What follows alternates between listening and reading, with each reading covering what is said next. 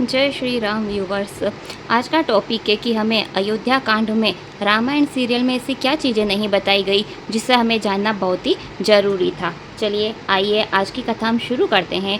इससे पहले वाली वीडियो में हमने पढ़ा कि कैसे भरत जी राम जी की खड़ाऊ लेकर के अयोध्या को जाते हैं और राम जी की खड़ाऊ को राज्य सिंहासन पर स्थापित करते हैं और उनकी आज्ञा लेकर के सारे राजकाज काम करते हैं। आज की कथा हमारी यह है कि क्यों हमें रामचरितमानस जब सीरियल आया तो हमें यह नहीं बताया गया, क्या क्या बातें नहीं बताई गई है। चलिए आइए मैं आपको बताती हूँ। पहले तो हमें यह नहीं बताया गया कि कैकई पर इंद्र ने कैसे घात लगाई। कैकई ने जब राम जी को वनवास दिया तो हमें तो यही पता है कि कैकई ने राम को वनवास दिया, परंतु उसके पीछे का सत्य हमें नहीं बताया गया रामायण सीरियल में कि इसमें कैकई का कोई दोष नहीं था। देवराज इंद्र के कारण और देवताओं की माया के कारण यह सब कुछ हुआ था। उन्होंने कैकई की मति को फेर दिया, जिसके कारण उन्होंने यह 2 वरदान राजा से मांगे थे। फिर हमें यह भी रामायण सीरियल में नहीं बताया गया कि देवताओं द्वारा सरस्वती जी की वंदना की गई कि वह जाके मंथरा की मति को फेरे। अब मंथरा को ही क्यों ऐसा किया, उनकी मति को फेर दिया, जिसने जाकर के कैकई को भड़काया।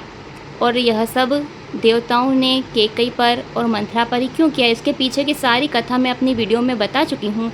आप जाकर के ज़रूर ही देखिएगा कि कैसे क्या हुआ था, इसके पीछे की क्या कथा है। आप मेरी वीडियो में ज़रूर देखिएगा कि इंद्र ने कैकई पर कैसे घात लगाई और ये मंथरा ने ही क्यों राजा की मृत्यु का कारण बनी। हमें यह भी रामायण सीरियल में नहीं बताया कि कैकई के पिता के कारण दशरथ की मृत्यु हुई। हाँ, कैकई के पिता के कारण दशरथ की मृत्यु हुई थी, वह भी हमें रामायण सीरियल में नहीं दिखाया गया। हमें तो यही बताया गया कि राम के वियोग में राजा की मृत्यु हुई और श्रवण कुमार की कथा हमें पता चली, परंतु कैकई के पिता के कारण दशरथ की मृत्यु हुई, यह भी कथा आप जाकर के मेरी वीडियो में ज़रूर ही देखिएगा। अब मंथरा कौन थी, उसने दशरथ के प्राण कैसे लिए, मतलब कैकई को भड़काया और कैकई ने फिर राजा दशरथ जी से वरदान मांगे, वह सब कथा आपको मेरी वीडियो में जाकर के ज़रूर ही देखनी चाहिए। इसके बाद की कथा, बाकी तो सारी जानकारी आती हैं कि कैसे राम जी का वनवास हुआ, वह अयोध्या छोड़ करके वन को गए, वह सब हमें पता है। राजा दशरथ जी की मृत्यु हुई, उसके पीछे कैकई के पिता का हाथ था, वह क्या था, वह कथा आप जाकर ज़रूरी मेरी वीडियो में जाकर के देखिएगा। और भरत को कैसे पता चला कि कैकई माता का इसमें कोई दोष नहीं था। सभी अयोध्या वासियों को, राजा को, राम जी को, लक्ष्मण को, सभी को यही था कि कैकई ने 2 वरदान मांगे, जिसके कारण राम का वनवास हुआ और सभी लोगों को दुख प्राप्त हुआ। लेकिन इसके पीछे का जो सत्य था वो श्री राम जी ही जानते थे, और तो कोई जानता ही नहीं था कि देवताओं की माया के कारण, जो उन्होंने माया जाल की षड्यंत्र रचा, कैकई की उनकी मति फेर दी। क्योंकि जब हम रामायण सीरियल में देखते हैं तब माता कैकई को जब पता चलता है कि राजा दशरथ जी राम जी को युवराज बना रहे तो बड़ी ही हर्षित होती हैं। तो उनकी मति कैसे फेर गई थी, वह सब देवताओं के पीछे का हाथ था।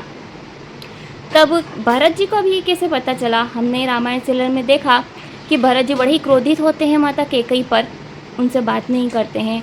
जब वो भरद्वाज जी के आश्रम में जाते हैं तब भरद्वाज मुनि भरत जी को सारा सत्य बतलाते हैं कि इसमें कैकई का कोई दोष नहीं है, वह भी मैं अपनी कथा में आपको बता चुकी हूँ, आप जाकर के ज़रूरी देखिएगा।